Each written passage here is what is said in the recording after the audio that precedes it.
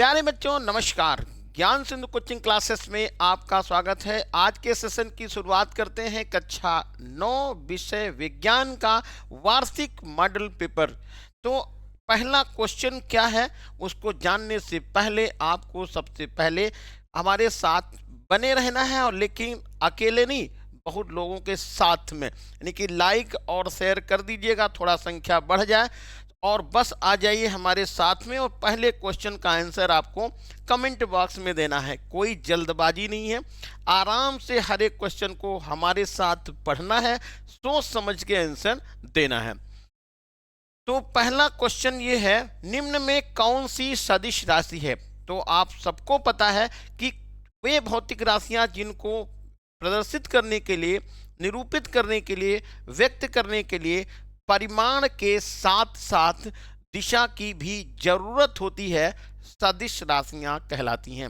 फिर से समझिएगा, जिन भौतिक राशियों को प्रदर्शित करने के लिए या निरूपित करने के लिए परिमाण के साथ साथ दिशा की भी जरूरत होती है, सदिश राशियां कहलाती हैं।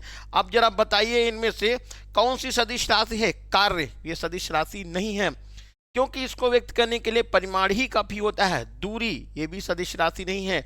अब ये चाल जो ऑप्शन नंबर 4 में दिया है ये भी सदिश राशि नहीं है। तो बचा फिर कौन? संवेग। और ऑप्शन नंबर इस तरह से तीसरा सही हो जाएगा, संवेग, और संवेग है सदिश राशि। अगला क्वेश्चन क्या है? त्वरण का SI मात्रक क्या है? सबसे आसान क्वेश्चन इस सेशन का। त्वरण का मात्रक लिखना है। पहला दिया है मीटर प्रति सेकंड, तो मीटर प्रति सेकंड ये मात्रक होता है, चाल का, त्वरण का नहीं है। किलोग्राम मीटर प्रति सेकंड, किलोग्राम मीटर प्रति सेकंड ये भी मात्रक नहीं है। और न्यूटन मीटर ये तो कार्य का मात्रक है। अब बचा कौन? बचा आपके पास ऑप्शन नंबर डी, मीटर प्रति सेकंड स्क्वायर, मीटर प्रति सेकंड स्क्वायर। इस तरह से ऑप्शन नंबर यहाँ पर 4 सही हो जाएगा। मीटर प्रति सेकंड ये किसका मात्रक है? ये मात्रक है त्वरण का, मीटर प्रति सेकंड स्क्वायर। अब आते हैं अगला प्रश्न, और अगला प्रश्न ये ऐसा है, इसमें गलती होने के चांसेस ज्यादा हैं, यानी कि इसके पहले वाला क्वेश्चन बहुत आसान और जो 3 नंबर क्वेश्चन है ये थोड़ा सा मुश्किल, यानी कि गलत होने के चांसेस ज्यादा। कहा गया है एक कण आर त्रिज्या के वृत्त पर गति करता है। एक कण आर त्रिज्या के वृत्त पर गति करता है, मतलब वृत्त की परिधि पर गति करता है। आधे चक्कर के बाद कण का विस्थापन कितना होगा वो बताना है। तो देखिए यहां पर हमने ये बनाया कोई ये वृत्त हो गया, ये हो गया सेंटर, और कोई ये हमने ऐसे व्यास मिला लिया है। केंद्र से परिधि तक की दूरी क्या कहलाएगी? आर। हमने यहाँ पर त्रिज्या ये भी लिख ली, ये आर हो गई। यहां तक कोई दिक्कत तो है नहीं। कोई कण ए से गति करना शुरू करता है यहां से, और आधा चक्कर कब होगा? जब वो बी पर पहुंचेगा, यहां पर पहुंचेगा। ठीक है। अब आपसे ये पूछा गया है कि आधे चक्कर में उसका विस्थापन कितना हो गया। तो विस्थापन का मतलब होता है दो बिंदुओं के बीच की सबसे न्यूनतम दूरी। अब जरा बताइए, यदि वो ए से चलेगा और आधे चक्कर के बाद बी पर पहुंच जाएगा तो सबसे शॉर्टकट दूरी कौन है? तो देखिए ऑप्शन कौन सा दिया है? 0। दूसरा ऑप्शन दिया है पाई आर, तीसरा ऑप्शन दिया है 2r, और चौथा ऑप्शन दिया है 2 पाई आर। 0 दिया, 0 का मतलब जहां से हम चले थे वहीं पे लौट के आ गए, ऐसा तो कुछ नहीं कहा गया। क्यों? ए से चले थे बी पे पहुंचे, तो विस्थापन 0 नहीं होगा। अब लिखा है पाई आर, परिधि होती है कितनी? 2 पाई आर। ये पूरी परिधि कितनी होती है? 2 पाई आर। और यदि इसको 2 से भाग करें तो पाई आर हो गई अर्ध परिधि। तो ये सबसे शॉर्टकट दूरी अर्ध परिधि नहीं है। अर्ध परिधि का मतलब ये लाइन जरा देखिएगा, इस पर ऐसे ये मूवमेंट करे, ऐसे ऐसे आए, अर्ध परिधि तो ये भी नहीं है। हमको तो सबसे शॉर्टकट दूरी बतानी है। यदि ये कहा जाता ए से बी तक गया तो कितनी दूरी तय की, तो हम ये लिखते कितना? पाई आर। अब कौन सा बचा? ऑप्शन नंबर सी, 2r। 2r का मतलब देखिए यहां से यहां आइए, फिर यहां से यहां और आ जाइए, तो अब इनके बीच की न्यूनतम दूरी कितनी हो गई? 2r यानी कि व्यास के बराबर, तो इसलिए ऑप्शन नंबर यहाँ पर सी सही होगा। ठीक है, अब मान लो ये पूछा जाता कि एक पूरे चक्कर में कितना विस्थापन होगा, तो ए से चलेगा और ए पर ही आएगा, तभी तो एक पूरा चक्कर होगा, विस्थापन 0 हो जाता। ठीक, अब अगला नंबर क्या है, संवेग का मात्रक बताना है। तो संवेग का मात्रक, तो किसी भी भौतिक राशि का मात्रक पता करने के लिए आपको सूत्र मालूम होना चाहिए। तो संवेग का फॉर्मूला बनता है P equal m into v, m into v. अब बताइए, यहां पर m तो किलोग्राम हो गया और v हो गया मीटर प्रति सेकेंड। मात्रक कौन सा हो गया, अब देख लीजिएगा। पहला ऑप्शन दिया है किलोग्राम मीटर प्रति सेकेंड, पहले ही ऑप्शन तो मिल गया किलोग्राम मीटर प्रति सेकेंड, तो हमारा ऑप्शन नंबर ए यहां पर करेक्ट हो जाएगा। अगला नंबर दिया हुआ है 5 नंबर क्वेश्चन, संवेग परिवर्तन की दर। तो संवेग परिवर्तन की दर किसके बराबर होती है, ये आपको बताना है। तो संवेग परिवर्तन की दर दिया त्वरण, फिर बताया बल, बल से आवेग, यानी बल का आवेग कहेंगे, और वेग। अब संवेग परिवर्तन की दर किसके बराबर होती है वो जरा पता करिए। देखिए, संवेग हो गया ये,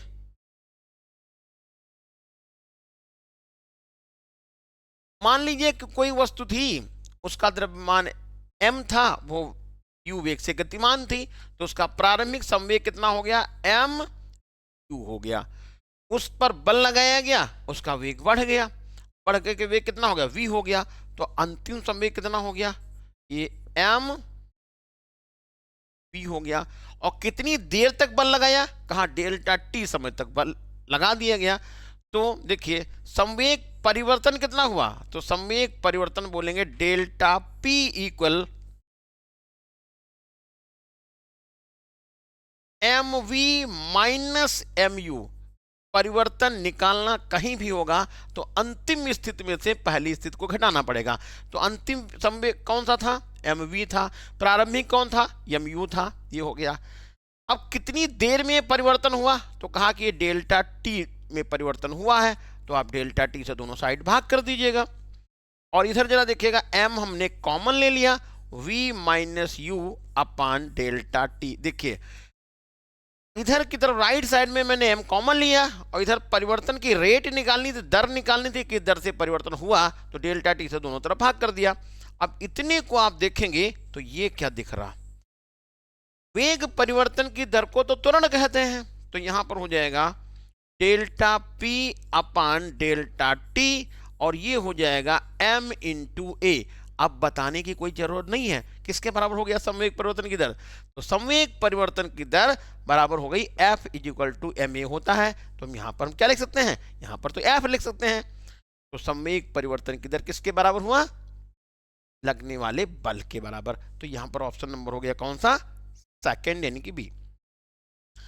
आपेक्षित घनत्व का मात्रक, घनत्व है यहाँ पे, घनत्व का मात्रक क्या होता है, तो आपेक्षिक घनत्व का मात्रक होता अनुपात। तो अनुपात का कोई मात्रक होता ही नहीं है, यहां पर लिखा ग्राम पर सेंटीमीटर क्यूब, ये घनत्व का मात्रक है। किलोग्राम प्रति मीटर क्यूब, ये भी घनत्व का मात्रक है, लेकिन आपेक्षिक घनत्व का कोई मात्रक नहीं होता है, क्योंकि ये होता है रेशियो यानी अनुपात, यानी ऑप्शन नंबर यहां पर सी सही होगा। अब आगे बढ़ जाते हैं और क्वेश्चन नंबर आता है 7। गुरुत्वाकर्षण नियतांक कैपिटल डी और गुरुत्वीय त्वरण स्मॉल जी में संबंध बताइए। तो ये संबंध क्या निकालेंगे, कैसे आएगा, तो ये F इक्वल टू लिखिएगा capital G MEM upon RE square. मान लीजिए कि कोई वस्तु पृथ्वी तल के समीप रखी है, तो उस पर कितना बल लगेगा वो बताया न्यूटन के गुरुत्वाकर्षण नियम से। F equal to capital G MEME का मतलब पृथ्वी का द्रव्यमान, ME उस वस्तु का द्रव्यमान, RE मतलब पृथ्वी की त्रिज्या। तो फार्मूला क्या लिख लिया, F equal to capital G MEM upon RE square. ये तो पता चल गया। हमको ये चीज भी पता है कि पृथ्वी जिस बल से किसी वस्तु को अपनी तरफ खींचती है, जितना बल लगाती है वो उसका भार कहलाता है। और भार को आप क्या लिखते हैं, ये W लिखते हैं, और W को क्या लिखते हैं, mg लिखते हैं। ठीक है, तो मैं यहाँ पर F की जगह पर mg लिख दूं, तो mg हो गया capital G MEM upon RE²। M से यम हटा दीजिएगा तो क्या बच गया, small g is equal to capital G ME upon RE²। ये रिलेशन देख लीजिएगा कौन सा है, small g is equal to capital G MEM upon RE²। Small g is equal to capital G M upon RE²। देखिए यहां पर जो लिखा गया वो m को ME यानी पृथ्वी के द्रव्यमान को m लिख लिया गया, पृथ्वी की त्रिज्या को r लिख लिया गया है, तो इसको हम ऐसे भी लिख सकते हैं, small g is equal to capital G M upon R²। अब मिला लीजिए ऑप्शन कौन सा सही है, तो ऑप्शन नंबर हो जाएगा ये वाला, small g is equal to B capital G M upon R²। तो इस तरह से आपने भौतिक विज्ञान पार्ट से 7 ऑब्जेक्टिव क्वेश्चन हल किए। अब आ जाते हैं रसायन विज्ञान में, और रसायन विज्ञान में जो पहला क्वेश्चन दिया है, निम्नलिखित में से कौन सा द्रव्य नहीं है। द्रव्य का मतलब जिसमें भार नहीं है, जो स्थान नहीं घेरता है। कांच द्रव्य है, भार स्थान भी घेरता है, लकड़ी ये भी है, वायु ये भी है, लेकिन प्रकाश जो है ये स्थान नहीं घेरता है। ठीक है, यानी कि ये द्रव्य नहीं है। समझ में आया, ऑप्शन नंबर डी यहां पर सही होगा। अब क्या कहें, अगला नंबर है, किसी द्रव्य का ताप बढ़ाने पर उसकी गतिज ऊर्जा पर क्या प्रभाव पड़ता है।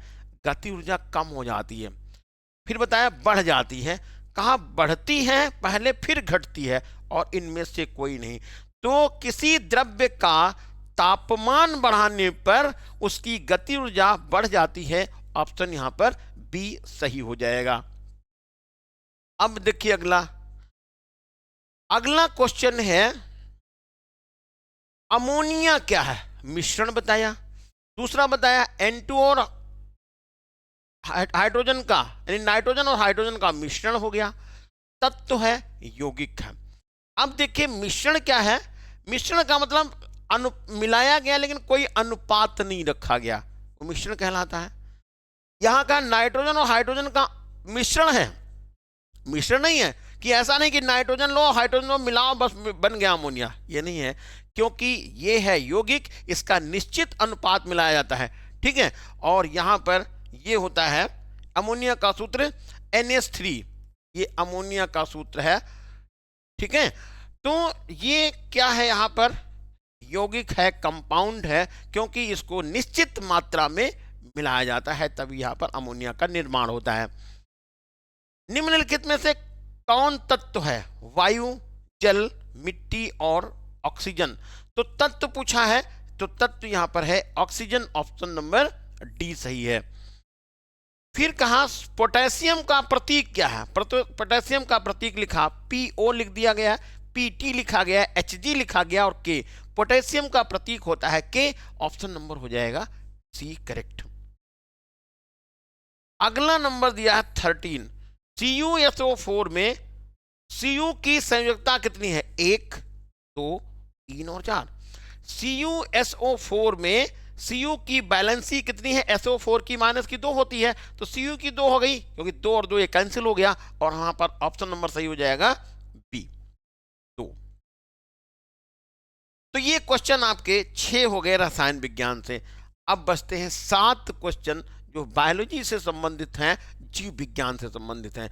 हर एक क्वेश्चन को हमारे साथ बिल्कुल मेहनत से समझिएगा, पढ़िएगा, फिर जाके आंसर देना है।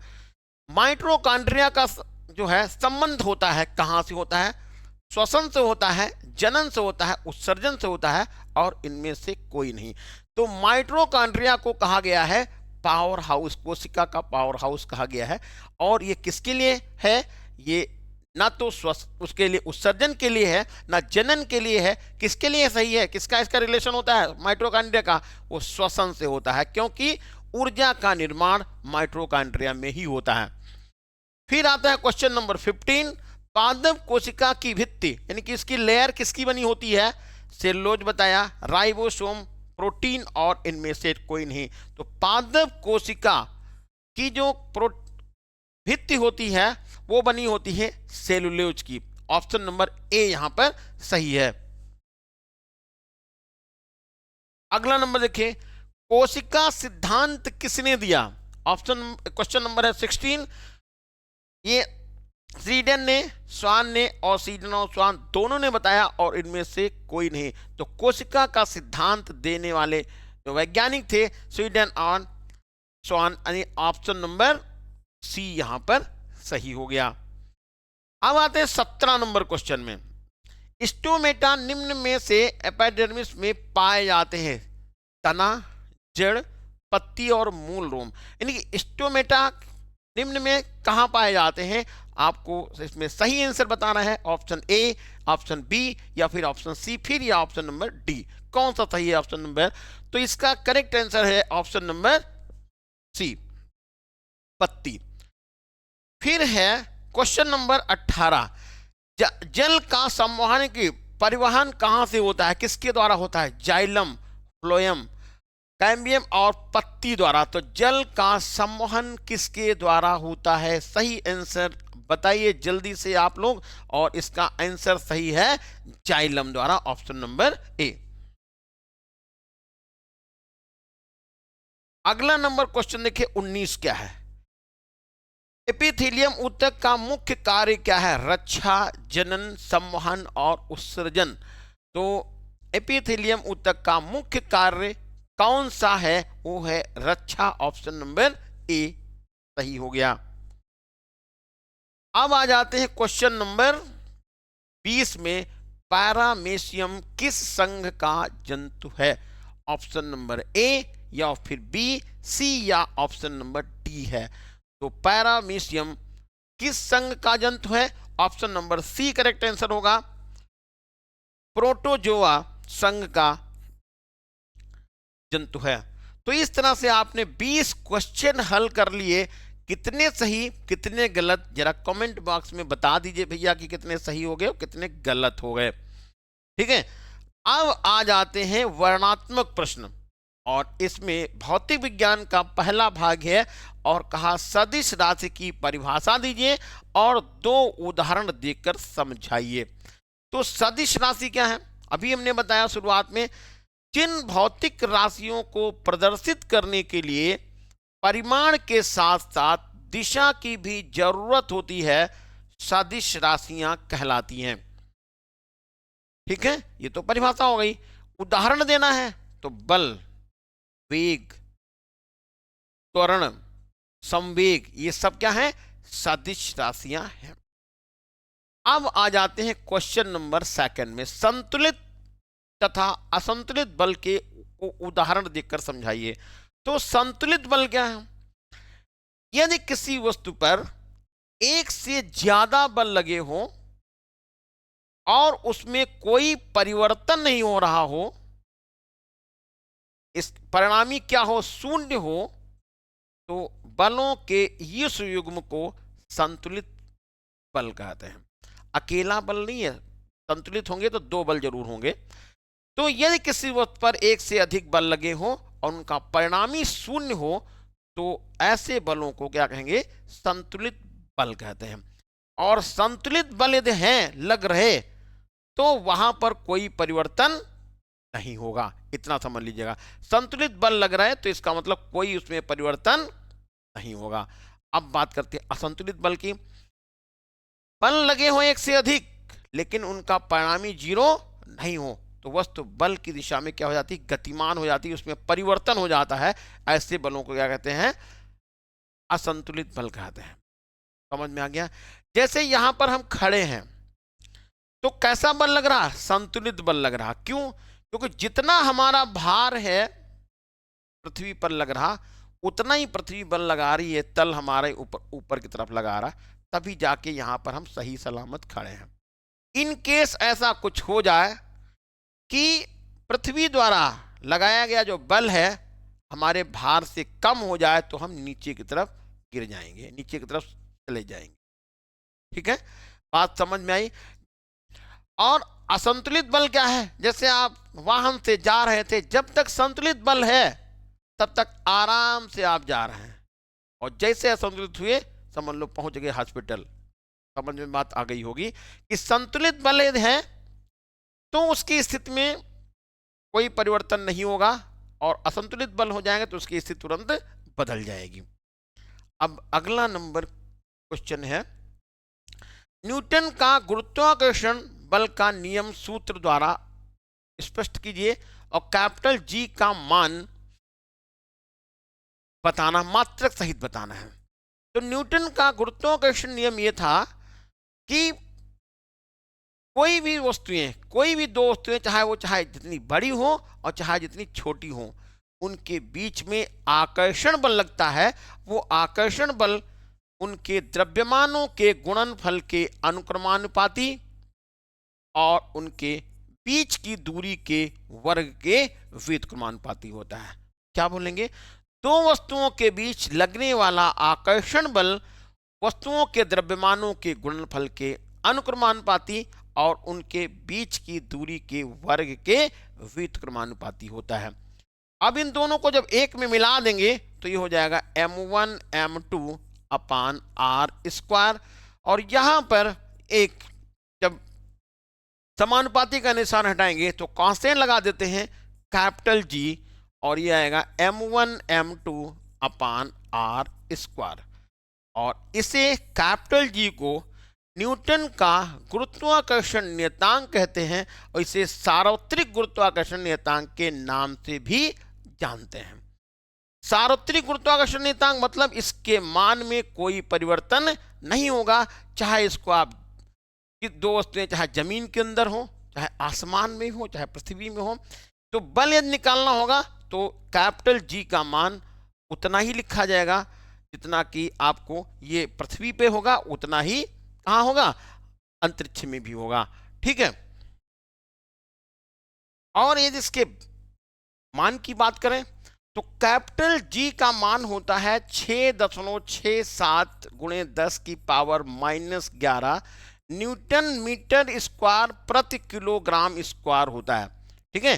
तो कैपिटल जी का मान पता चल गया कितना? 6.67 गुणे 10 की पावर -11 न्यूटन मीटर स्क्वायर प्रति किलोग्राम स्क्वायर। अब मान निकालना हो तो कैसे ले जाएंगे? देखिए यहां पर क्रॉस गुणा कर लीजिएगा तो न्यूटन मीटर स्क्वायर ऊपर हो जाएगा, और ये कहां चला जाएगा? m1 m2 नीचे हो जाएगा। तो बस फार्मूला हमारा यही मात्रक निकल जाएगा, न्यूटन मीटर स्क्वायर प्रति किलोग्राम स्क्वायर। अब यहां पर आता है क्वेश्चन नंबर 4, न्यूटन का प्रथम, द्वितीय और तृतीय नियम बताइए। तो न्यूटन का प्रथम नियम ये बताता है किसी वस्तु पर यदि कोई वस्तु विराम अवस्था में है तो विराम अवस्था में ही रहेगी, गतिमान है तो गतिमान ही रहेगी जब तक उस पर कोई बाह्य बल ना लगाया जाए। यानी अवस्था परिवर्तन के लिए बाह्य बल का लगाना जरूरी है। ये हो गया प्रथम नियम। अब बात करते हैं द्वितीय नियम। तो द्वितीय नियम क्या है? द्वितीय नियम ये बताता है किसी वस्तु पर या किसी वस्तु में संवेग परिवर्तन की दर वस्तु पर लगाए गए बल के बराबर होती है। अभी आपने सिद्ध भी किया। तो प्रथम नियम क्या है? यदि कोई वस्तु विराम अवस्था में है तो विराम अवस्था में रहेगी, गतिमान है तो गतिमान ही रहेगी जब तक उस पर कोई बाह्य बल ना लगाया जाए। दूसरा, संवेग परिवर्तन के लिए बाह्य बल लगाना पड़ेगा। और तीसरा नियम जो होता है इसे क्रिया प्रतिक्रिया के नियम से जानते हैं।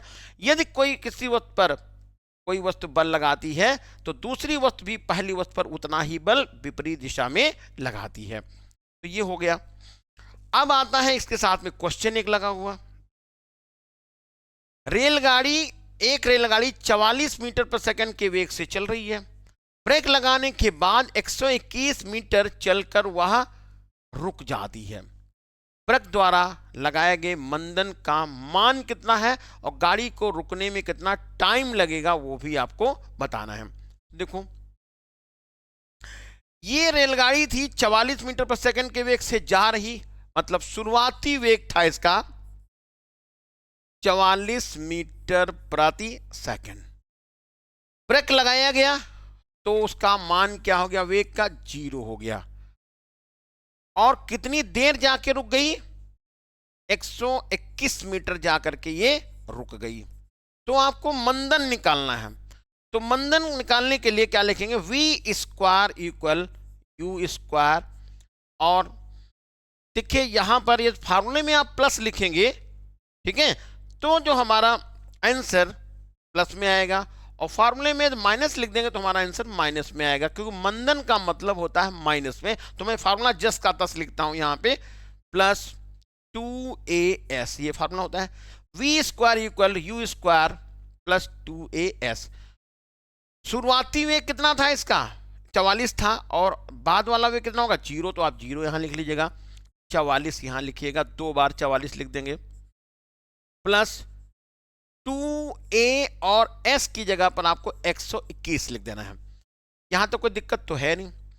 तो अब क्या करिए, यहां पे देखो, यहां -44 लिख दीजिए, 2 बार लिख गया, पक्षांतर किया देखो, और ये बच्चा कितना 2a गुणे 121, तो मैं यहां पर लिख लेता हूं बटे में 2 गुणा 121 और बराबर का निशान लगा के लिख देता हूं यहां पर a। ये बात समझ में आई कि नहीं आई, कि a इक्वल हो जाएगा 2 इंटू 121, तो ये आपने यहां पर लिख लिया।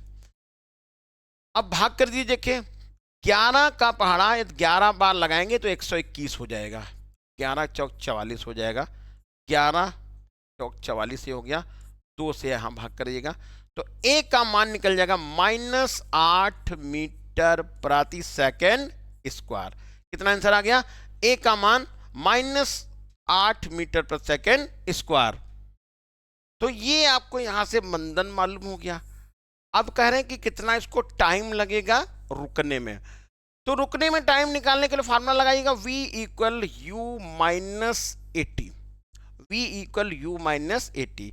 v का मान क्या हो गया, 0 हो गया, u का मान कितना था, 44 था, लिख जाइए 44, माइनस, और यहां पर कितना मान आ गया, देखिए ये था 8, तो ये हो जाएगा आपका 8,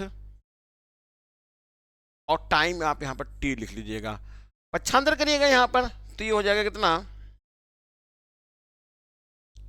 8t, ये होगा 44, तो t का मान 44 बटा 8 करिएगा, 8 पंचे 40, दशमलव लगाएंगे, 8 पंचे 40, तो t का मान हो गया 5.5 सेकेंड। तो इतने सेकेंड बाद, 5.5 सेकेंड के बाद ये गाड़ी रुक जाएगी, वो निकालना था आपको, समय यहां से मालूम हो गया। अब आइए अगला क्वेश्चन क्या है, वाष्पन और क्वथन में 4 अंतर लिखिए। तो वाष्पन देखिए क्या होता है, ये किसी भी तापमान पे होता है, क्वथन एक निश्चित तापमान पर होता है, ठीक है, और हर एक लिक्विड का क्वथन अलग पॉइंट, निश्चित पॉइंट होता है, वाष्पन का कोई निश्चित तापमान या निश्चित बिंदु पर या निश्चित बिंदु नहीं होता है, निश्चित तापमान नहीं होता है, ऐसे कह सकते हैं। यौगिक और मिश्रण में 4 अंतर लिखना, तो यौगिक और मिश्रण, यौगिक के लिए क्या है, अनुपात फिक्स होता है, मिश्रण में अनुपात फिक्स नहीं होता, इस तरह से आप यहां पर इसको लिखेंगे। अब है अणु और परमाणु में क्या अंतर है, वास्तविक और कोलाइडी विलयन में क्या अंतर है।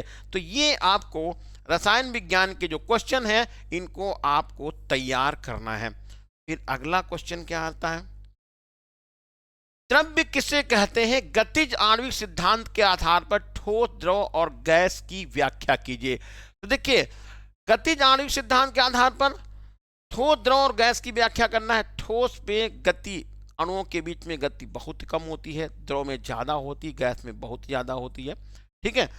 अगला नंबर क्या है, माइटोकॉन्ड्रिया को कोशिका का पावर हाउस क्यों कहते हैं, इसके विषय में आपको यहां पर लिखना है। और अगला है ऊतक किसे कहते हैं और बहुकोशिकीय जीवों में ऊतक का महत्व क्या है, इसके विषय में आपको लिखना है। और इसके साथ में क्वेश्चन नंबर 11 है, रैखिक तथा अरैखिक पेशी में अंतर लिखना था। और इसके साथ दूसरा जो क्वेश्चन है, स्नायु तथा कंडारा में 3 अंतर लिखना है। और लास्ट क्वेश्चन आता है, स्तनधारी जंतुओं के लक्षण क्या है वो लिखने हैं। तो आपको ये थ्योरिकल जो पोर्शन है इसको बहुत अच्छे ढंग से तैयार करना है, ठीक है।